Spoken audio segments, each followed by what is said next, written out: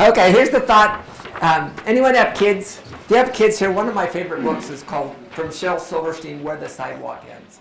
And I think I like it more because I like it than I think the kids like it. But here's one of his poems. It's called No Difference. It says, small as a peanut, big as a giant. We're all the same size when you turn off the light. Rich as a sultan, poor as a mite. We're all worth the same when you turn off the light. Red, black, or orange, yellow or white. We all look the same when you turn off the light. So maybe the way to make everything right is for God just to reach out and turn off the light. I think in heaven, we're going to see things with quite a different perspective. We're not going to notice color or size or things like that. But it will be a fun time. Okay. Let's talk a little bit about today. We're starting with investing. And with most of the things we've got in the financial plan, I've talked about what's your vision, what are your goals, plans and strategies, constraints and accountability. Because in each of those areas, there's really not a kind of a defined framework. However, when we come into investing, there is.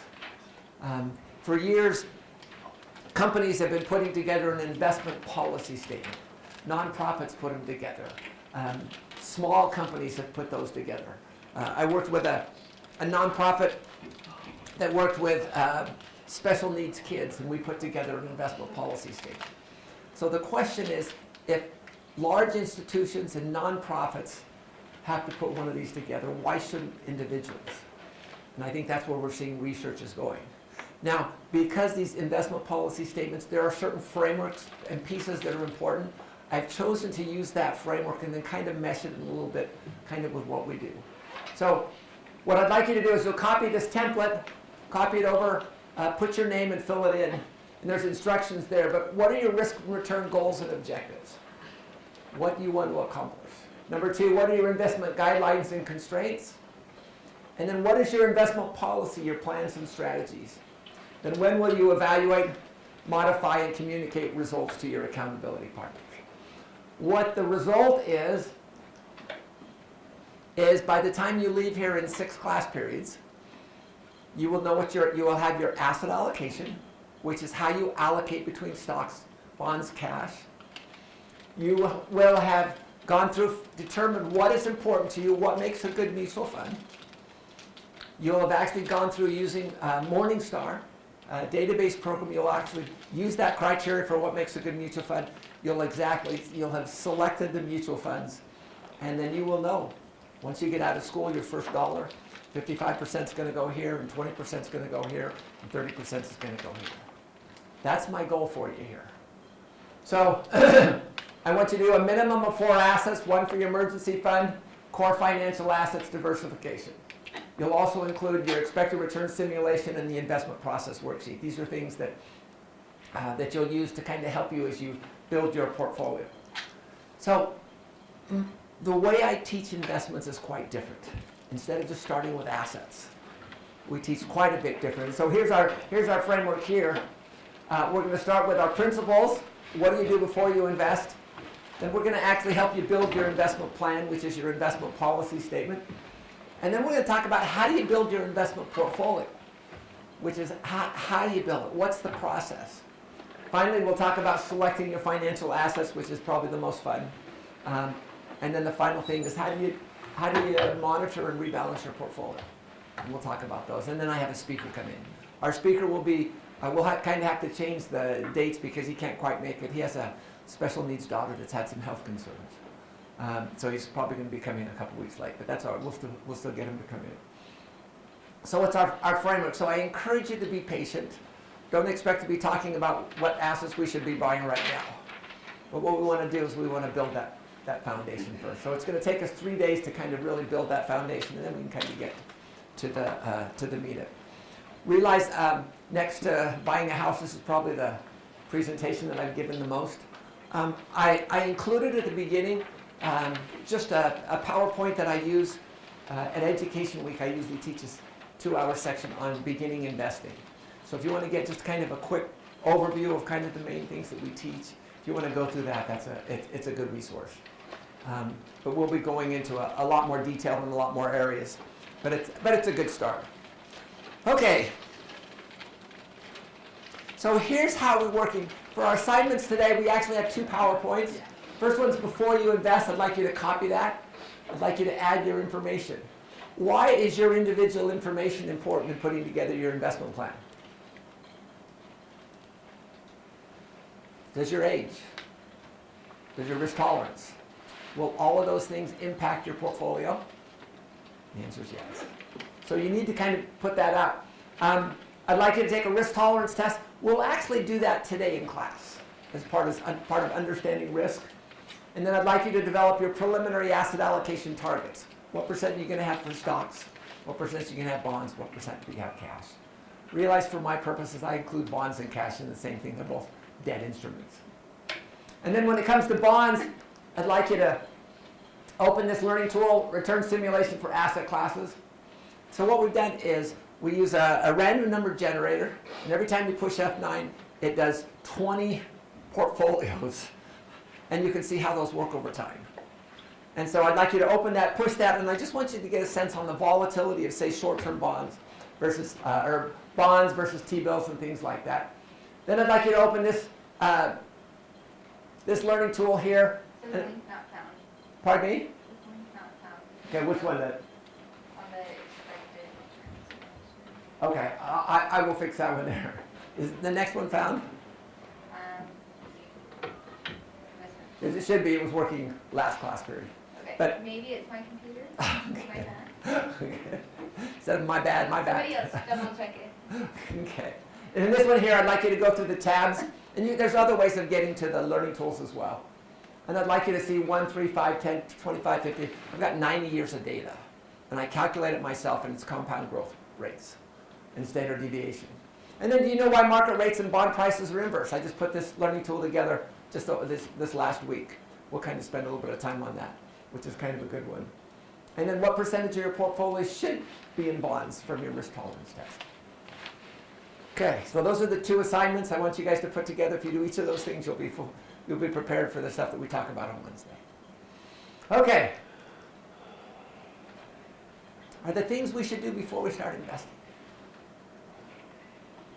Remember hearing the story, this guy goes, I know I got to invest, I know about the time value of money, it's really important. So he took money out of his credit card at 22% so he could invest in the stock market at 6 to 7%. And I just thought, you know what? We're missing something here. What should you do before you begin investing? Yeah, Ethan. I think you should probably have an emergency fund. Have an emergency fund? I actually call an emergency fund is the first thing we invest in, but yeah. Okay. Jenny. So I have like 5 rules, but my number 1 rule is you never invest money that you can't afford to lose. Yeah. If you can't afford to lose it, you have no business investing it. Okay. Number 1 rule. Other things.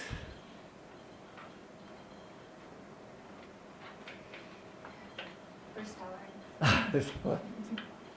Here's just a couple of questions. Are some bills more important than others? Are there things we should never do without? What about our life insurance? Is there a purpose to investing? You know, some people think investing is the goal, whereas investing is not a goal. Investing is just a means to an end. You don't invest to invest, although I know some people who do it for entertainment purposes. They take a certain percent of their portfolio, it really is its entertainment for them. But for most people, that's not the case. Our goal is we want to retire at some point. We want to go on missions. We want to pay for our kids' missions and education. We want to do things. We want to have the resources so we can enjoy our lives. So what we've done is we've put together what I call the investment hourglass. And it starts here. First question, are your priorities in order and are you square with the Lord? It makes no sense to invest with the Lord's money. That's not yours. Number 2, you have adequate auto, health, and life insurance. You know, if you have a car, you have to have insurance. You know, it's interesting if you're, non-intact families, for one of the requirements of divorcees is they have to have insurance just in case something happens with the kids. Why does an intact family not have to have insurance when a non-intact one does? It does. So be aware there. 3, are you out of high interest rate credit card and consumer debt? Again, it makes no sense to invest at 6 and 7% when you're paying 22%. And the last one, have you written down your personal vision and goals? Do you have a budget? Are you living on a budget? Do you have a well-written investment plan? And if you can answer affirmatively each of these things, then I think you're ready to invest. So what does this top of the investment hourglass teach us? What does it force us to do?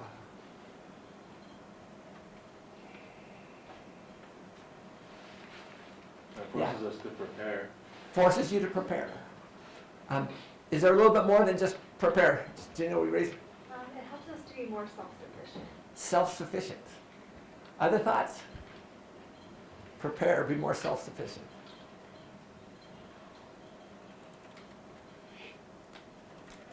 How about priorities?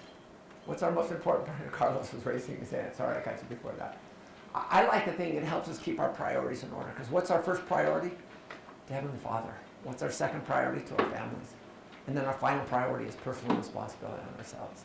So I think if we follow this framework, we will know when it's time to invest.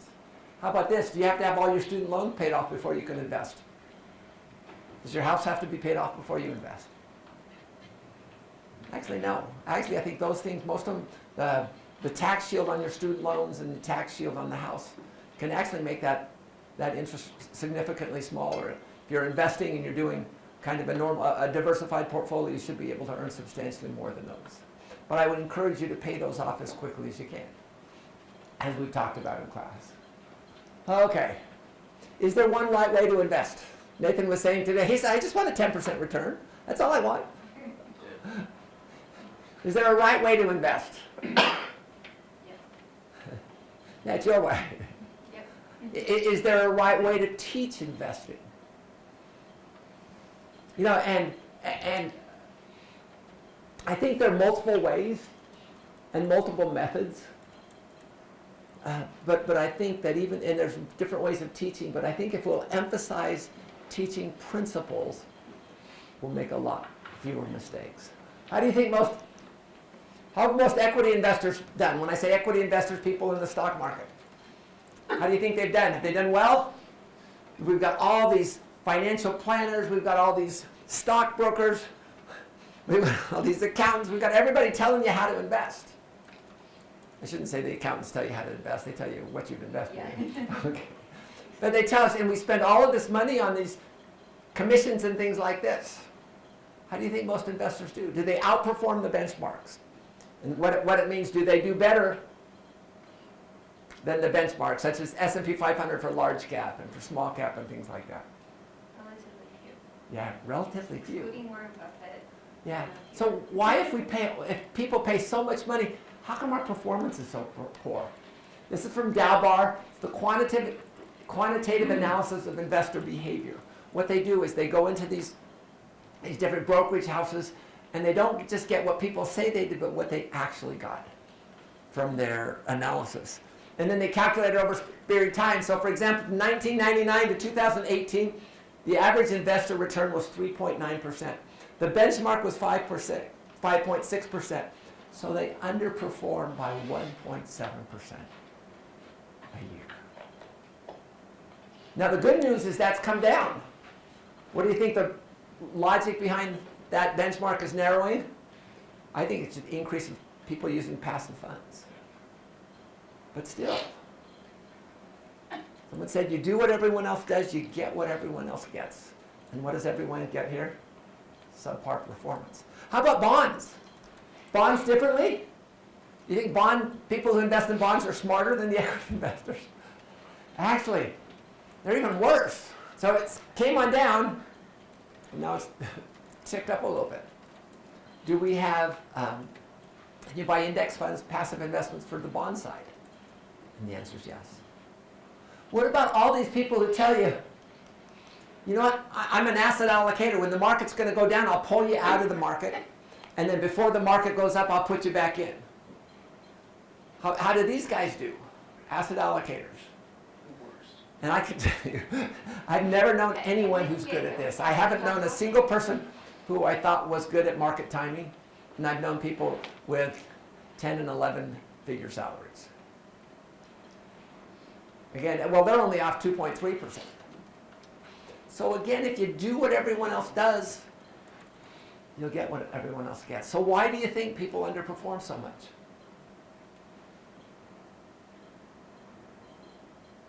Because if we can't answer that question, then we're going to be just like everybody else.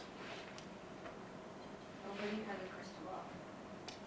Pardon me? Nobody has a crystal ball. No one has a crystal ball, but do you have to have a crystal ball to get decent performance?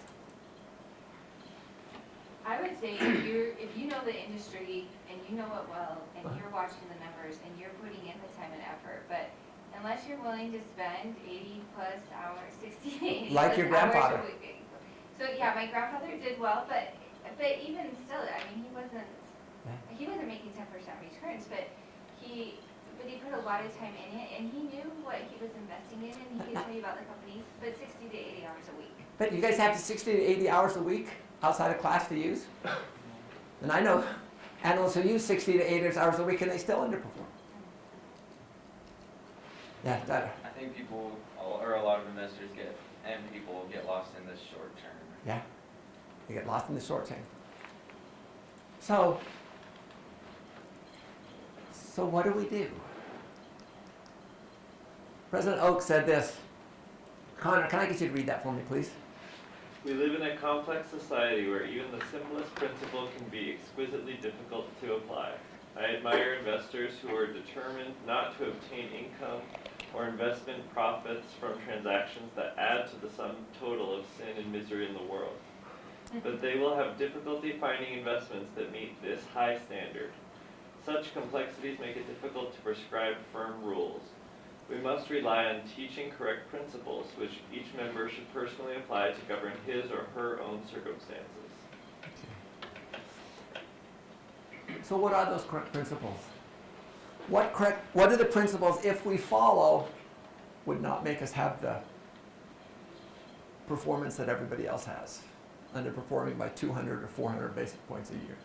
And realize those performance numbers aren't 1.7% over 20 years. That's 1.7% a year for 20 years. So what should those principles be? Maybe diversify. Diversify. Again, that's really your key defense against risk. Other principles. Yeah, Tyler. Passive investing. Well, passive investing. Know what you invest in. I don't have 80 hours to put in there, but I could go buy an S&P 500 index fund, or I could buy a Schwab total market fund, which has 3,000 stocks in it. So I may not know what each individual companies do, but I can say, well, whatever the companies do, I'll be good. I'm comfortable with. Other principles. Yeah.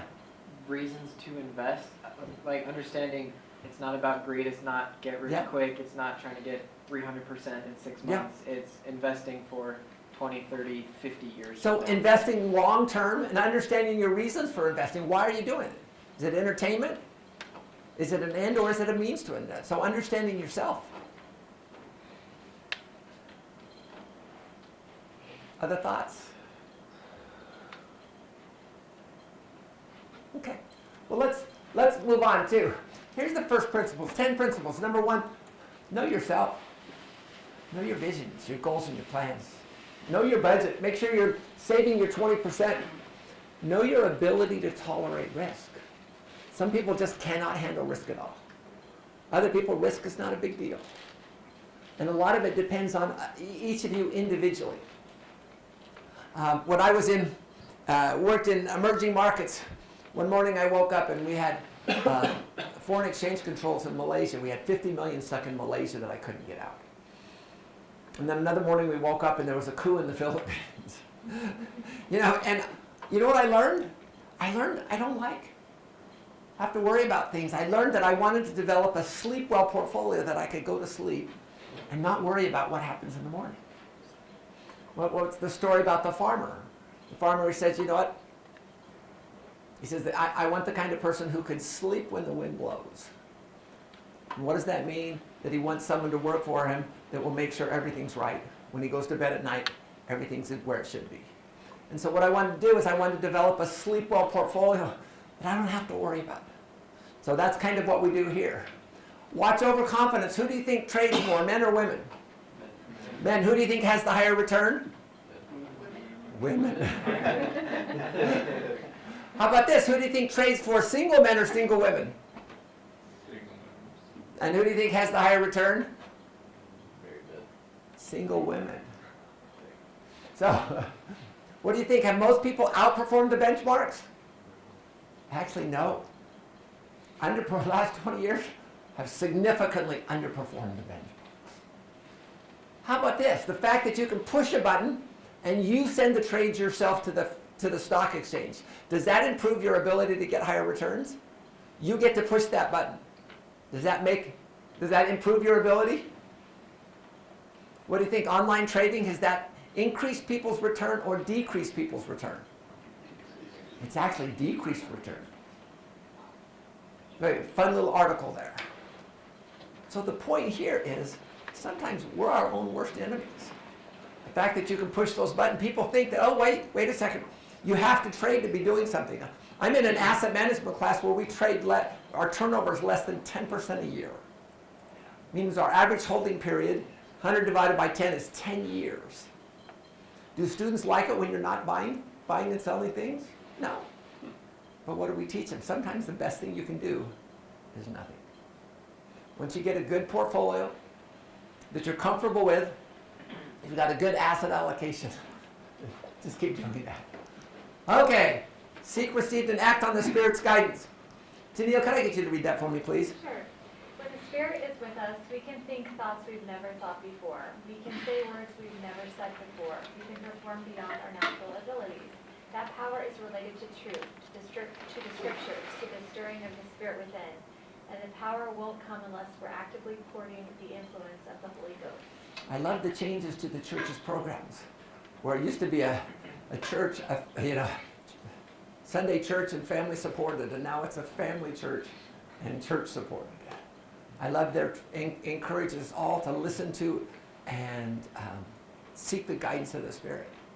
And I can tell you that as I've tried to it, it's kind of fun to see in your life and say, hey, I was listening. And there's nothing better than to know that. I've never had the Spirit tell me what to buy or what to sell. I've had some confirmations that, if you chose to buy this one, it would probably be okay. But we seek to live in such a way that we can make good decisions. And I love that. We can perform beyond our natural abilities. Number 3, understand risk. Lots of different types of risk. And you want to invest at a risk level you're comfortable with. And if you're married, you got to figure out what's their risk level and yours. Me, I tend to be aggressive. My wife tends to be very conservative. And so what did we compromised at a moderate.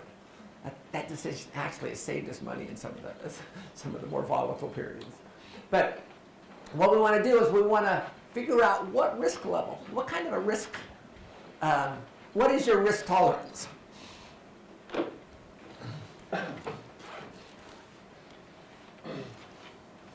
When I was at Montgomery Asset Management, they asked me to put together some risk tolerance tests. So what is a risk tolerance test?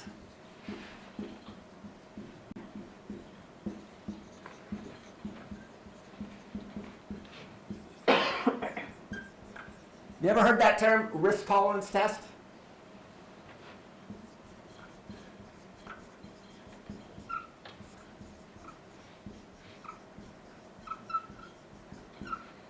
A risk tolerance test is a test to help you figure out how much risk you're willing to take.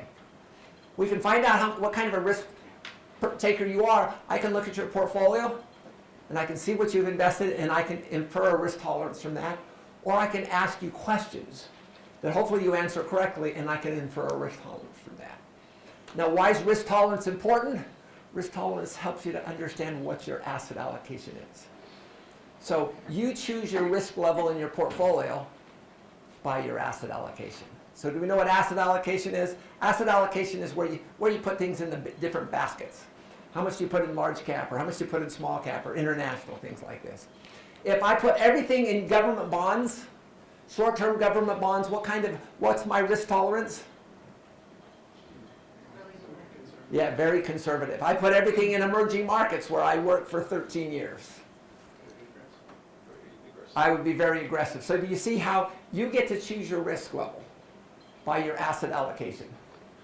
Okay, what I'm going to do now is first off, how many people think you're very aggressive investors? Raise your hand. I'm going to count.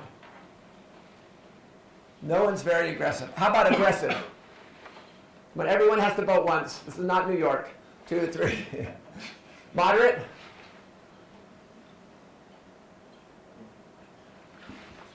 Conservative? Very conservative. Okay.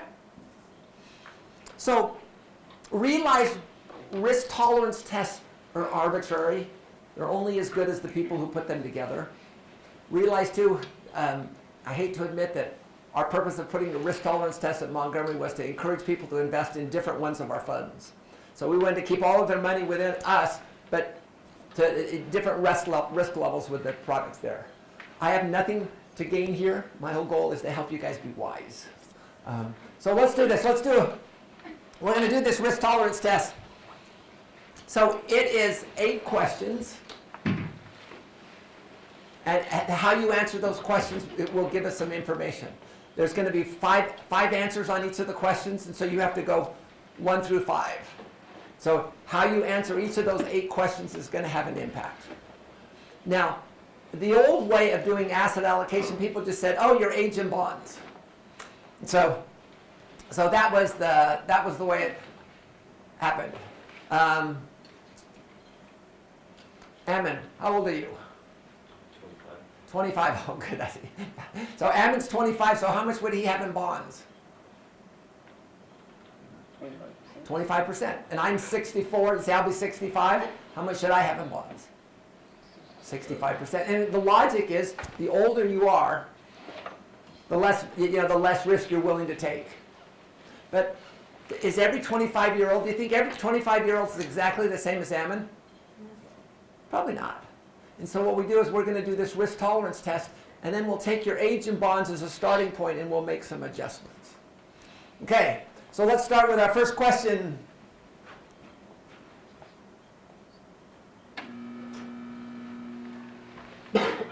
What is your age? What's the impact of age on risk? George, what's the impact of age on risk? I don't know. You think, are you willing to take on more risk or less risk compared to me? I don't know. It could be 0 correlation. Could be 0 correlation. Generally, what is the correlation? Yeah, Ethan. The younger you are, the more risk you can put. Yeah, you can take on, because you've got time to make up in case you get it wrong. So you will have problems 1 to 5, 1 to 5 points. Okay, question 2. What's your investment time horizon for this money? Now, I just assume you have some money. But what's the impact of time horizon on asset allocation? If you need this money next year, are you willing to take on much risk? No, you're not. So, but if you've got a 30-year or 40-year time horizon, probably much more willing. Question 3. What's your primary objective for this money? Let me just explain what these are. Preservation of principal means you do not want to lose money. You just want to keep that. Now, you could lose money through inflation, but you just not, you want to keep the money where it is. Current income, you want some money coming in every month. Growth in income, you don't have to have quite as much money coming in, but you'd like to see some growth in your investments. Conservative growth, you don't need any current income coming right now, but you'd like to see these things grow. And then aggressive growth means you'd like to see it grow, but grow very quickly. So, what's the impact of investment goals on your risk tolerance?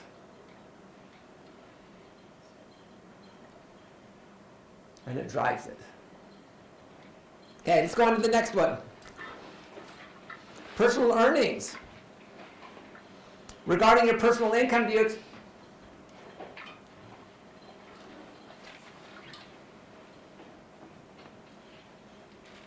you expect it to decrease dramatically, decrease, stay about the same, increase with inflation, increase dramatically? Hopefully everyone here, next year you guys are going to get out of here. Hopefully it'll increase dramatically. So if it increases dramatically, Robert, are you willing to take on more risk? Because you've got this huge paycheck coming next year? A little bit more risk. Yeah. And so, again, where your income is has an impact. How about this one here? Your emergency fund. How much do you have set aside for emergencies? Does the size of your emergency fund have an impact on how much risk you're willing to take? So if you have no emergency fund at all, and there's a small hiccup, is it going to have an impact? Yeah. Okay. Question 6.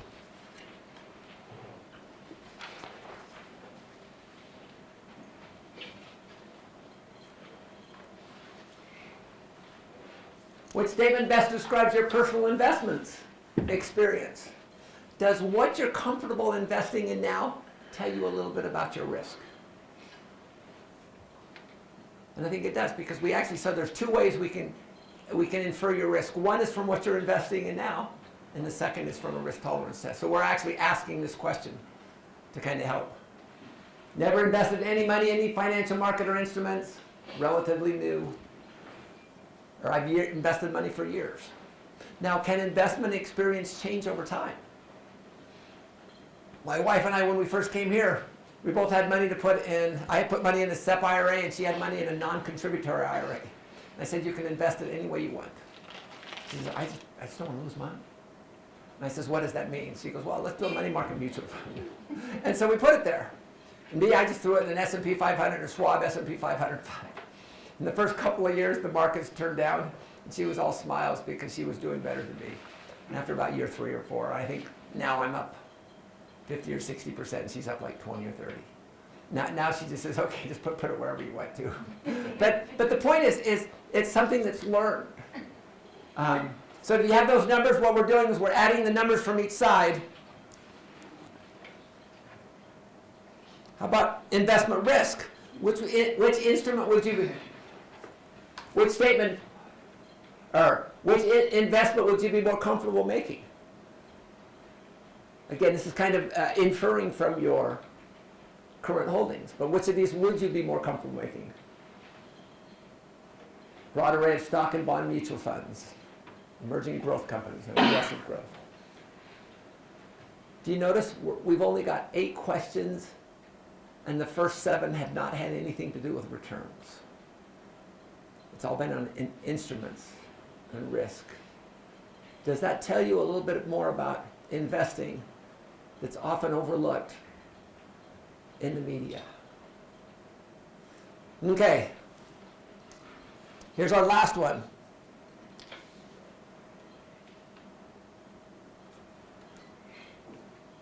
Which investment would you more likely to invest in? 20-year average annual return of 1 to 2%. Never experience a negative return. Investment 2, 3 to 4%. Mostly positive returns, then periods less than a year of negative returns. Or 3 or 5. 20-year average return of greater than 9%. Several periods of substantially above average returns and below average returns. Okay, this is the first one we've talked about that has return. Nathan, sorry, none of those have that 10% return, that guaranteed 10% return that you want. Okay, now what I'd like you to do is I'd like you to add up the scores from each of those questions. You have 8 questions, and with each of those questions, it'll be somewhere between 1 and 5.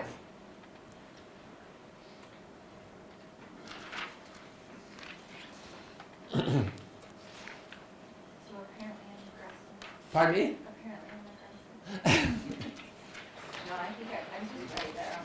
Okay, so let's talk about how we score this. We're both going to score it so we understand what kind of an investor we are. And number 2, it's going to help us as we put our asset allocation together. Okay, anyone very conservative? The fact that you guys are all 25 years old says, okay, no one was very conservative. So here's how this process works. So if you're very conservative, what you would do is you would reduce your cash and bonds, and I put both of those together just because they're all debt instruments. reduce your stocks by 20% and to be adding 20% to your bonds and cash. Dakota. So the document you share has a different breakdown, slightly different. Cash and bonds is just plus 20. Okay. Is this more updated or is our document online more updated? Probably the document online. Okay. Okay, but the principles are the same. Okay, so let's talk. Ammon was 25. If he was very conservative, how much would he have in bonds and cash? He would have 45%. So he would be 55% equities and 45% bonds. Now, what do you think is equities? Would he have a lot of emerging market stuff and international there? Probably not. Probably all large cap because he's very conservative. And we'll work on that allocation within the asset classes a little bit later. Okay. Anyone here conservative? 13 to 20 points. Now, if you were conservative, you'd add 10% to your bonds and subtract 10% from your equities. So with Ammon there, he would be 35% bonds and cash and then 65% equities. Sorry, Professor. So Yeah. this is an adjustment to your Right. initial class rates? What are the initial? It's your age in bonds. Okay. So in Ammon's 25, so that's why I'm using him as. Okay, that's right. Okay, now if you're moderate, that means you're lucky because it's just your age in bonds. How many people here are moderate? 1, 2, 3, 4, 5, 6, 7, 8. Okay. So if Ammon was moderate, how much would he have in bonds? 25%. Okay, now let's move on to get a little bit more aggressive. Aggressive, 29 to 36. How many people were aggressive? Okay. And here you'd add roughly 10 or 15% to your equities, and very aggressive, probably 20%. Anyone here very aggressive? What's the risk on your investing of being too conservative? What's the risk? Inflation beats you. If inflation beats you, that's a big risk there. But the other thing too is, if you're not getting a decent return, then you're going to have to put in a whole bunch more. My kids' education, it's really fun. I get to see my basis, what I put in, and I see how much the market has come up. Just because I have 529 plans and education IRAs, and so I can see those. And the market has paid roughly half of my children's education. And we have been we've been probably, over the things, we've been probably moderate. Moderate, just a tiny, probably a little bit over moderate. So we haven't been aggressive. But can you get decent returns when you're moderate? And the answer is yes. Okay. So I'm right on the border. So I scored aggressive, but I would probably invest moderate to aggressive. Yeah. Okay. Aggressive's kind of. So now what you've just done is you've done a risk tolerance test. You know what kind of an investor you are, and you have your preliminary asset allocation. Again, we start with our age in bonds, and then we make those adjustments to our plan. And when we're talking about investments, are we talking about, I guess, all of our investments, or are we excluding like our retirement account? Actually, we're talking about all of our investments. So what's going to happen is you're going to have some retirement. So here's where I am too. I have retirement assets. I have education assets for my children because I still have 3 children who haven't graduated. I actually have some mission and wedding accounts for my kids who are still not married. And then, so I have education, 529 plans, and then I just have money in taxable accounts just for my wife and I. But overall, my allocation for all of those accounts, including long-term and short-term, is moderate. Yes? So if you were doing this with a spouse, how would So I would actually find out what your spouse is, and then what you are, and I would take the average of those two. So I was probably aggressive, my wife was conservative. In fact, I might have been very aggressive and she was very conservative. We compromised at moderate. But, and the nice thing about this is it gives you something to talk about and something to discuss. And make sure you continue to follow those processes. Number 4, principle number 4, stay diversified. Diversification is your defense against risk. I've had people say, well, what about if I want to do rental properties? I says, well, the principle is diversification, and if this is your business, that's a different story. But I mean, if it just is an investment, I would be careful because your house is already probably your largest investment, and then when you bring rental properties in, it tends to be overly diversified. You might have too much in one asset class. So if you did do that, I'd make sure you pay cash for it as much as you can. Invest low cost and tax efficiently. Again, we talked about here, we talked about how $1 saved is more than $1 earned because you've already paid taxes on it. To earn that dollar, you not only have to earn the dollar, but you have to earn your Social Security taxes and your federal taxes and your state taxes, plus your tithes and offerings. And then if you're like us, plus your savings too. So try to minimize your costs. It's really fun right now. There's this big war going on between mutual fund companies to try to gather as much assets as possible. You've got zero fee management fees. You've got them from Schwab and Fidelity. Vanguard still hasn't jumped on it yet, but they're already pretty low too. But I like that because you can buy funds now that have zero management fees. So You're just trying to compete with Vanguard. yeah. That was my husband's theory. Also too, notice when you're looking at mutual funds, notice this blue part here. Here's your expense ratio. The yellow part is brokerage commissions, and you have to talk about those, but they don't tell you what that implicit trading costs are. And so notice this fund here, you have to earn 1.7% before you even start to earn money. And Ginny, what are you paying in your Vanguard fund? What percent? Oh, you know, we were looking some up because we were Yeah. doing it with Addie, and I think you could get like down to like 0.03%. Yeah, it's like 0.03. I think Vanguard's a little bit higher than that, but some of the Schwab funds are 0.03. Now Fidelity and Schwab, they have 0%. Yeah, they do. Yeah, They've zero got zero funds, so like you pay no management fee at all. Some of them are as high as like 0.1. I mean, they go up from Yeah, there, yeah. but they do. They have some 0%, and they've got some like 0.01%. So this person has to earn 1.7 before they start making money. If you go in some of these funds now with zero fees, you start making money as soon as they start making money, which is a nice way to be. Invest long term. I like what Warren Buffett said, always invest. The scripture says, let the solemnities of eternity rest on your mind. That's, in other words, it's saying invest long term. Here's an interesting work. This person by Barbara Nodian, Trading is Hazardous to Your Wealth. What they did is they went into these brokerage houses, they got permission, and they divided it. What was the gross return? What was the net return? What was monthly turnover? So what's monthly turnover? How do you define that? Just when they're buying. Yeah, what percent of the portfolio do you buy and sell each year?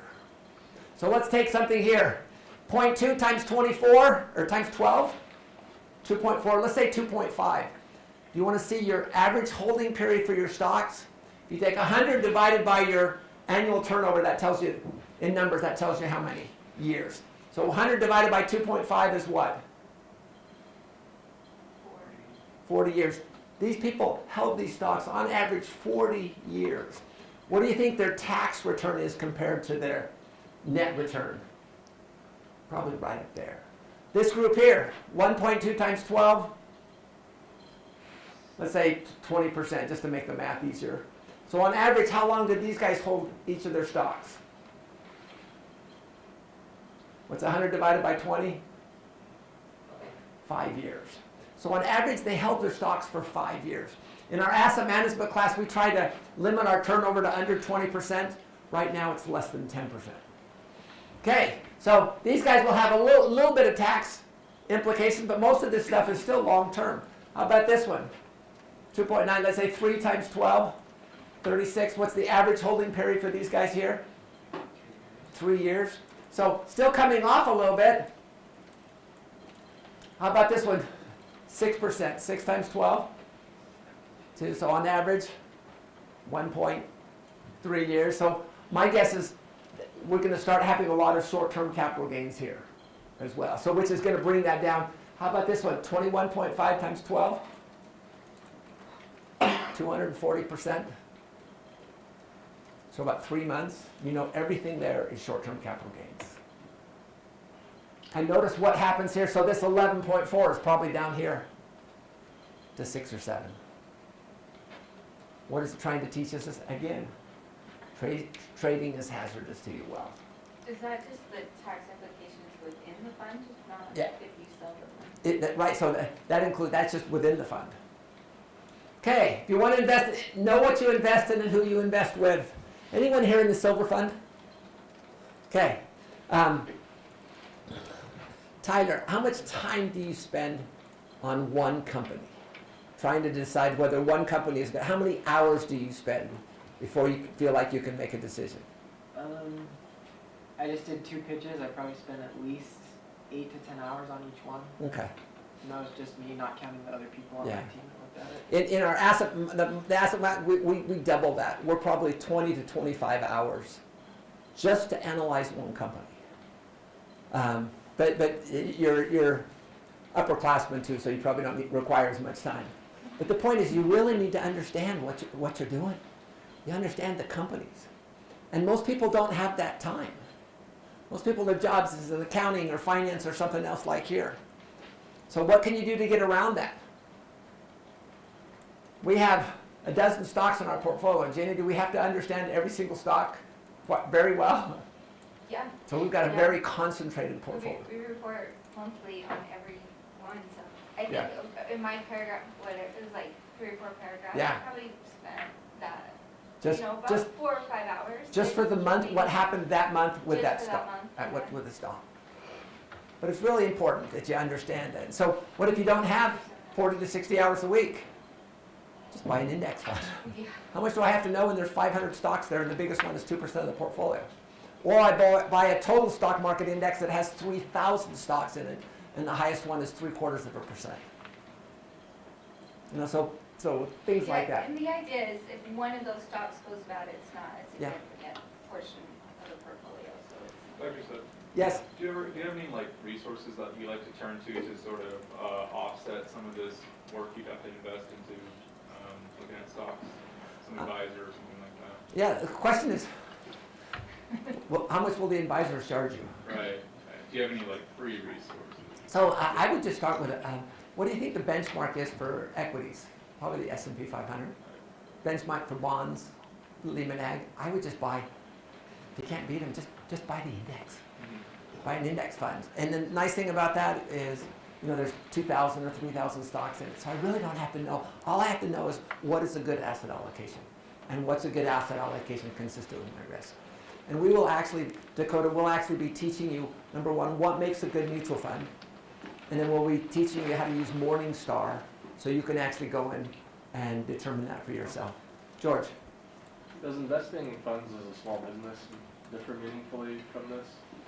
Repeat that again. Does investing funds as a small business differ meaningfully from this? Like let's say like a single member LLC. Right, so has, like, funds. So if you are an LLC, are you willing to take on much more risk? Probably not. If you're investing short-term funds for a business, you probably want to keep it a little short. But you could probably go out a little bit. So Yeah. like, would investing in a mutual fund make sense still, or Possibly. would like a treasury bond be? Yeah, you could do even a short-term bond fund. It kind of depends what are the needs for cash and how long do you have to have it. So a lot depends on kind of the source of the funds, the need for the funds, and how long you actually have to have it. Okay, monitor performance. Where performance is measured, performance improves. Where performance is measured and reported, the rate of improvement accelerates. What was he talking about? Home teaching. But it's really important that you do this. For the first 5 years of our marriage, or when we were at Montgomery, my wife says, you do the investments. And so I did it, and then after a while we decided, well, you probably should know how to do it. So she came in, and she noticed that I only bought mutual funds that were from the family that I worked for Montgomery Asset Management. And some of those didn't quite perform as well. And she goes, Brian, these guys have underperformed the benchmarks, and sometimes we did too. And then we had a triggering factor, which was a 6-month-old who had to pay taxes because as soon as she was born, we put some money in the account, and she had over like $600 in interest income. So we sold out of those funds, and we bought index funds, and we've never had that problem since. but monitor performance. And the point was, is if I would have she wouldn't have come and talked to me, we probably wouldn't have made the decisions we did, and we probably still would have paid significantly more taxes. 9, don't waste too much time, energy trying to beat the market unless you have a lot of time, energy, and money. Realize it's really difficult to beat the market.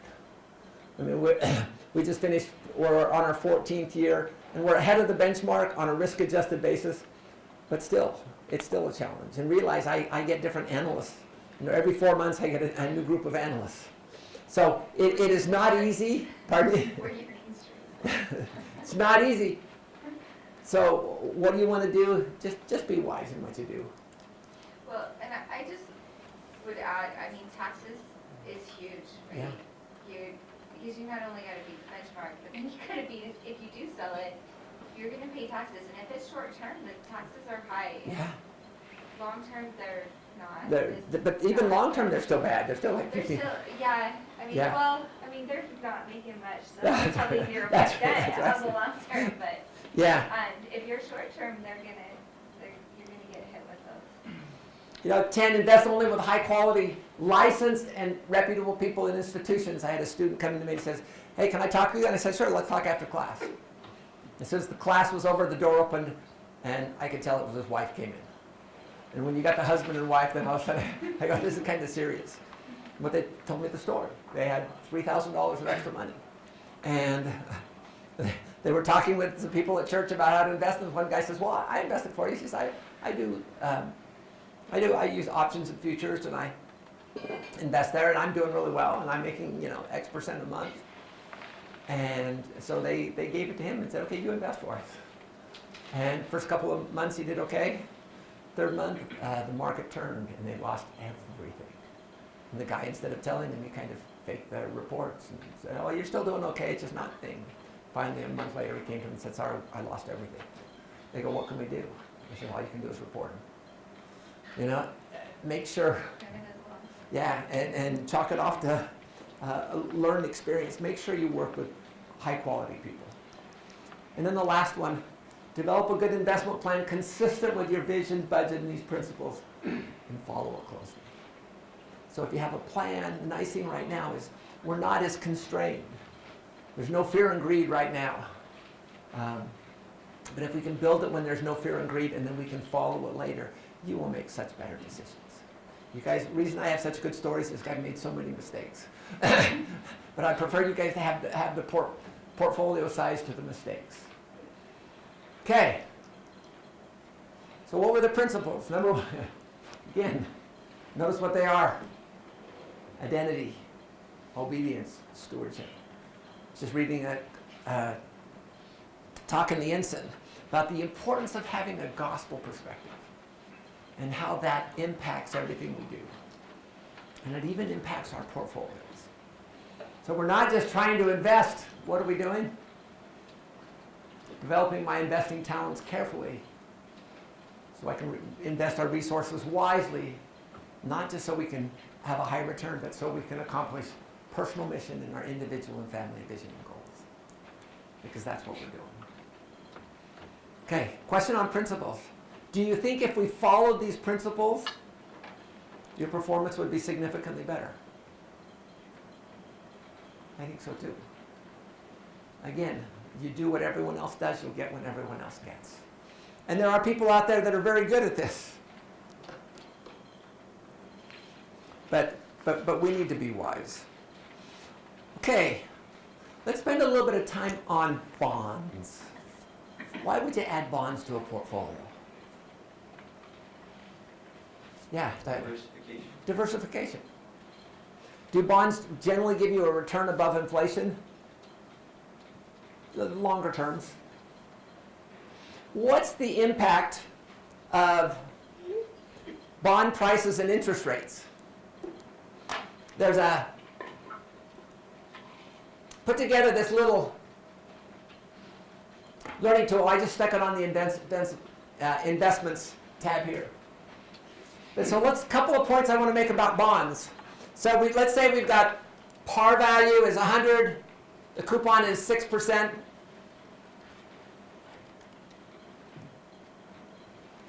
Say a 1-year bond 6%. So what happens at the end of year one, you're going to get your $6 coupon, plus you're going to get your $100 that you started off with. So, and then our discount rate is 1.06, because that's our current market rates. So the present value, or the bond value, is going to be $100. What happens if we do maturities 2 years? Again, year one, all we do is get 6%. And we can see that that goes. Or we can do 3 years. Now, we said that bond prices and interest rates are inversely correlated. What does that mean? They move inversely. So as one goes up, the other one goes down. So let's say your coupon is 6. What happens if it's 7%? If that's what market rates are, what just happened to the price of that bond? So market rates, before the market price was, the bonds were 6%. But now, investors can get 7%. So if I can get 7% interest, am I interested in a 6% bond? No. So what's that person going to have to do to make me have interest in that 6% bond? They're going to have to offer a discount. So you can see, now what happens if so that's a drop of 2.6%. What if interest rates go to 8%? Now it's a drop of 5.2%. So again, if you look down here on this chart here,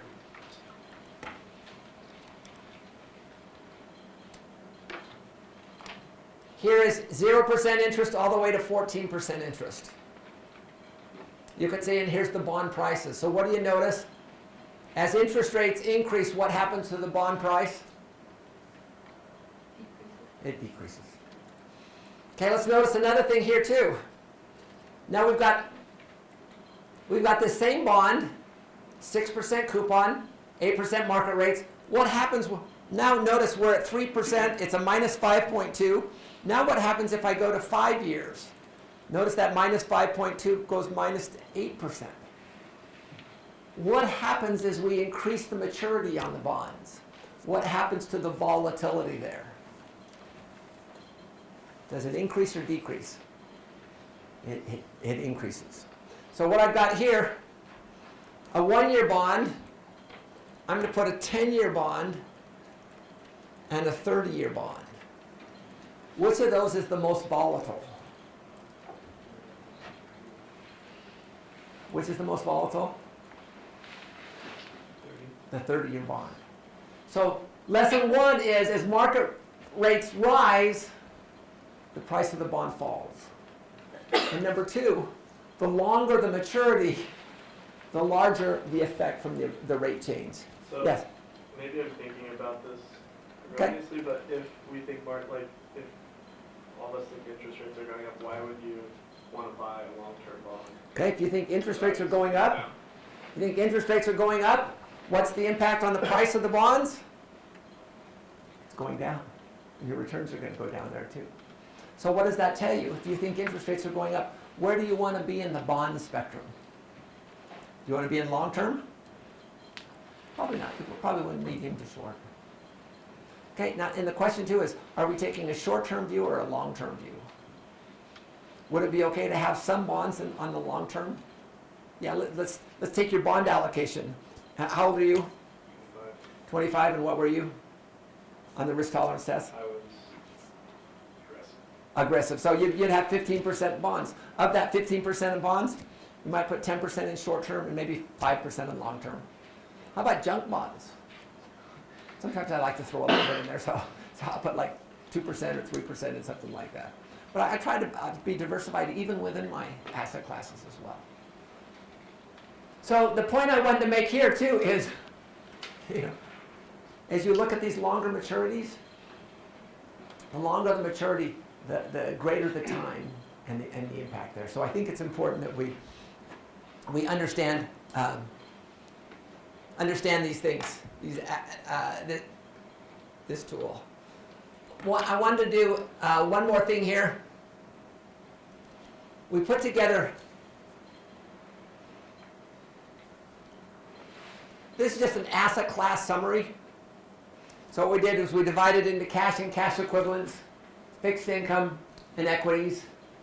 And then what we want to do is what's the description, what does it include, what are the key advantages, key risks, taxes, because all of those things has an impact. So I'd encourage you guys to just take a look at this. And we will be spending more time on each of these asset classes here. Jenny? Are bonds in your fixed income or your? Yes, bonds are fixed income / bonds. And they use those terms interchangeably. So a lot of it's just kind of, what are you used to doing? That's what it is. Okay, Just want to make sure it was consistent with what you do. so what are some strategies for bonds? Based on the things that we've talked about,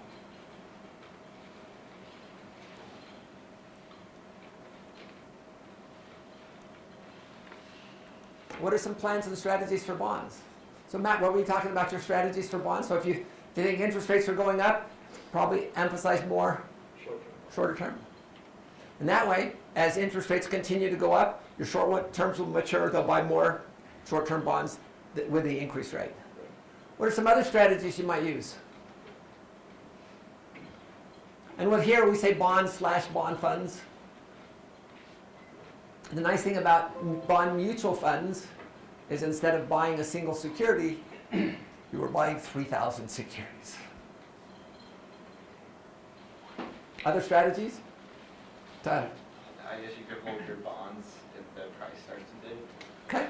Yeah, hold your bonds. What we've seen over the last 6 weeks, we've seen interest rates go down.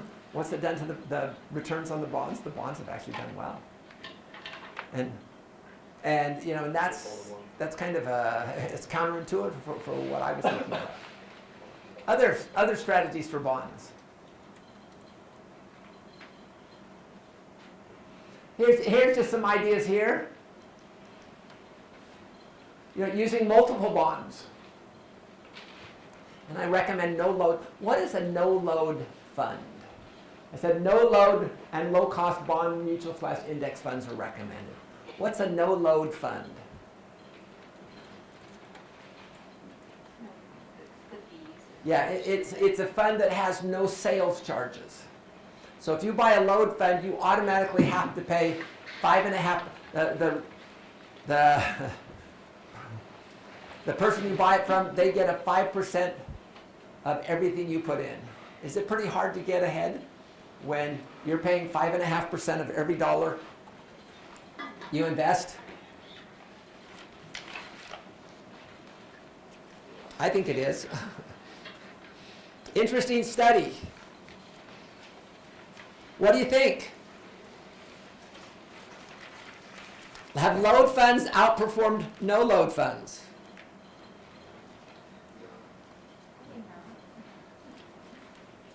I'm trying to find my... It's actually a study that showed when you compared load funds to no load funds, statistically no difference in return. And when you take into account that the loads you pay, you almost always underperform. So be aware. Do we get to control our costs? Yeah, you don't have to buy a load fund. You don't have to buy it through a broker. You can do that here. So here's just a couple of other ideas too. Generally, bonds won't give you that needed return. So what do? It's just make sure it's just a small part of your portfolio. And as you age and get closer to retirement, they're a good complement. Generally, is the returns are less, but the volatility is less as well. And you probably want to look more, like as you get older, more Yeah. like municipal bonds or Yeah. the tax stuff. And even right now with my wife, we've got 40 years of investing, and when we sell something, do we get hit from capital gains taxes? Yeah, it's still significant. What are Tyler. your thoughts on just going like index funds all the way to? So I don't think that's a bad thing. I'm about probably 85% indexed, about 15%. I was gonna ask, how often do you suggest once you find your asset allocation, how often you should rebalance Yeah. the portfolio? Actually, what we do, we'll talk about on the rebalancing day, but we rebalance annually. And we'll give you some ideas on how to do that too. Okay, let's do just a couple of problems, and then I'll let you go.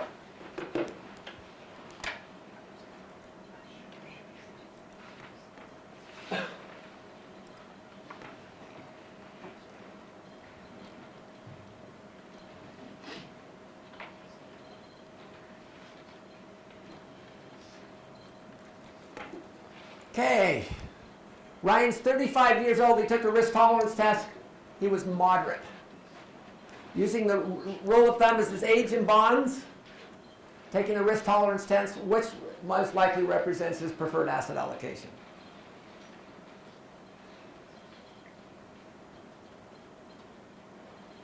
We do quizzes like this on the, there's a problem like this on the midterm. How do you tell?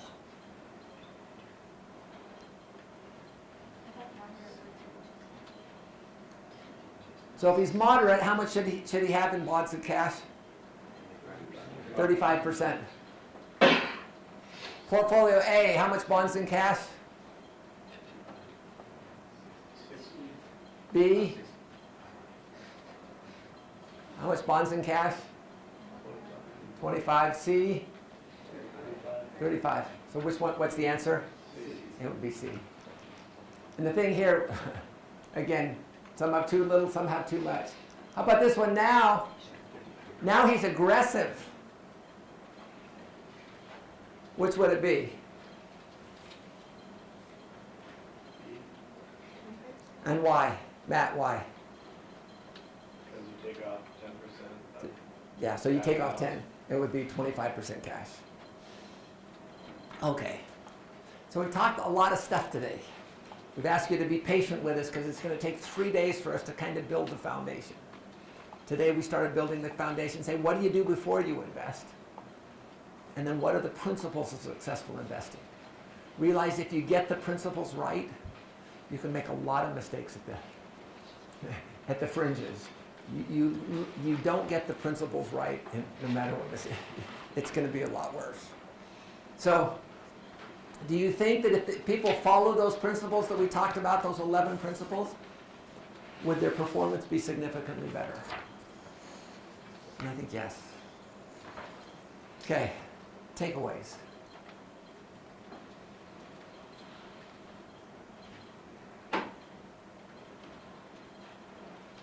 Yeah. There's also a risk to being too conservative. Yeah, there's a risk to being too conservative. And that risk is you're going to have to save a lot more money to accomplish the same objective. Other takeaways? Tyler?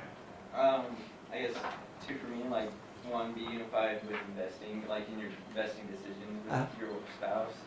And then two, there's an apostle who said like, don't fret about like the second coming, plan for the long term. Yeah. So. Plant your cherry trees now. Yeah, so be united with your spouse. Doesn't mean you have the same risk tolerance, but kind of moderate between the two. And then plant your cherry trees. The best time to start investing was 20 years ago, and the next best time is right now. Yeah, best time to start investing was 20 years ago, and the second best time is right now. Drew? I liked kind of the part just talking about having a balance. Kind of goes along with not being too conservative or too aggressive. Shouldn't just put everything into one. Yeah, have a balance. Don't be too conservative or too aggressive. And I like to build that sleep well portfolio.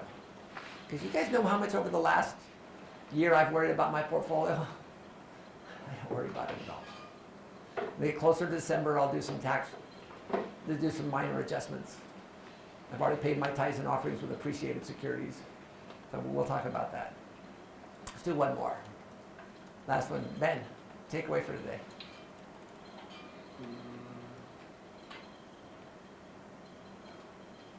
Yeah, I think part of just knowing yourself and, Yeah. and how risky you want to be. Know yourself and how risky you want to be. Here's my takeaways. When it comes to teaching investment, the challenge is to teach correct principles. And then each of you have to use those correct principles to manage your portfolios. Number 2, if you do what everyone else does, you'll get what everyone else gets. And I hate to admit it, but that has been poor portfolio performance. And number 3, remember that money doesn't change us. It just reveals us to ourselves. We're all worth the same when we turn off the light. Thanks, everyone. We will see you on Wednesday.